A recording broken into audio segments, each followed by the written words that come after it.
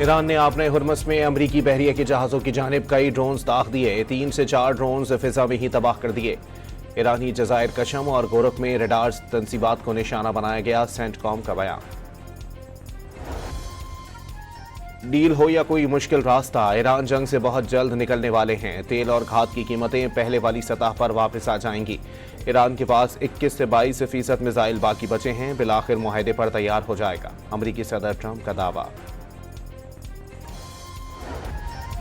دوبارہ جاری حد پر جنگ بحر ہند، بحر احمر اور روم تک لے جائیں گے، مشیر ایرانی سپریم لیڈر محسن رضائی کا انتباہ۔ مشتبہ خامنہئی کی صدر ٹرمپ سے ملاقات کا امکان مسترد، واضح کر دیا صدر ٹرمپ کی وجہ سے مذاکرات میں ڈیڈ لاک آیا، ایران کے 24 ارب ڈالر بحال کر کے نئے مستقبل کا آغاز کیا جا سکتا ہے۔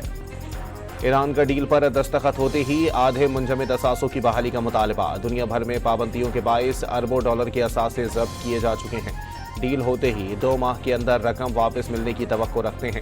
نائب وزیر خارجہ کاظم غریب آبادی کا انٹرویو۔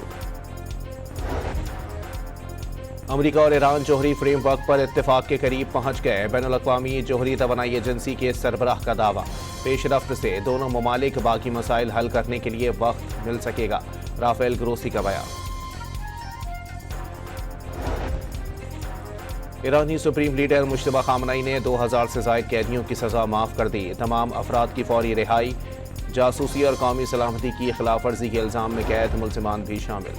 امریکہ نے فٹ بال ورلڈ کپ کے لیے ایرانی اسکواڈ کے 15 ارکان کو ویزے دینے سے انکار کر دیا، فٹ بال ٹیم کے کوچز، تکنیکی عملہ اور انتظامی عہدیداروں کو ویزا نہیں ملا، کھلاڑیوں کو ویزے جاری کر دیے گئے، وائٹ ہاؤس کے عہدیدار کے حوالے سے رائٹرز کی رپورٹ۔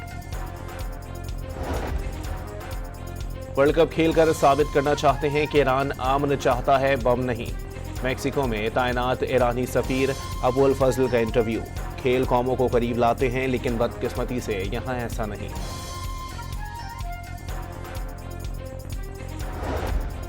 حکومت نے لیوی بڑھا کر عوام کو پیٹرولیم مصنوعات کی قیمتوں میں مکمل ریلیف سے محروم کر دیا، 24 روپے 74 پیسے لیوی لگا دی گئی، 28 روپے سے زائد کا ریلیف 4 روپے فی لیٹر تک محدود، پیٹرول کی نئی قیمت 377 روپے 78 پیسے فی لیٹر مقرر، ڈیزل پر لیوی 68 روپے سے گھٹا کر 44 روپے کر دی گئی، قیمت برقرار، مٹی کا تیل 8 روپے 80 پیسے مہنگا۔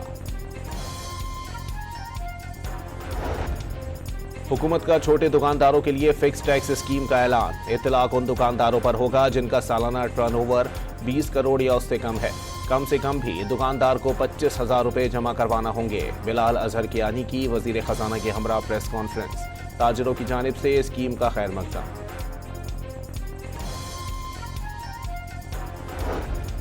جموں کشمیر جوائنٹ عوامی ایکشن کمیٹی کو کالعدم تنظیم قرار دے دیا گیا، فرسٹ شیڈیول میں تنظیم کے متبادل نام بھی شامل، آزاد کشمیر محکمہ داخلہ نے نوٹیفیکیشن جاری کر دیا، نوٹیفیکیشن کے مطابق کالعدم تنظیم ریاست میں انتشار پیدا کرنے میں ملوث پائی گئی، اس کے خلاف امن و سلامتی کو نقصان پہنچانے کے معقول شواہد موجود ہیں۔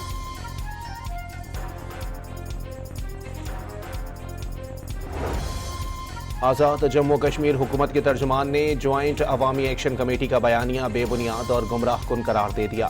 ہٹ دھرمی کر کے امن و امان خراب کرنے کی کوشش کی گئی تو قانون کے مطابق کارروائی ہوگی، ترجمان حکومت کا 2 ٹوک پیغام۔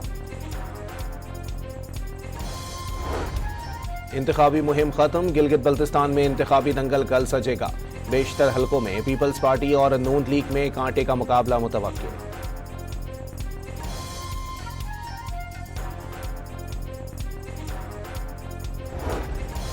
آزاد کشمیر میں انتخابات 27 جولائی کو ہوں گے، کاغذات نامزدگی 9 سے 19 جون تک جمع کرائے جا سکتے ہیں، انتخابی شیڈیول جاری، فوج اور رینجرز کو تعینات کیا جائے گا، ہر قسم کی تقرری اور تبادلے پر پابندی ہوگی۔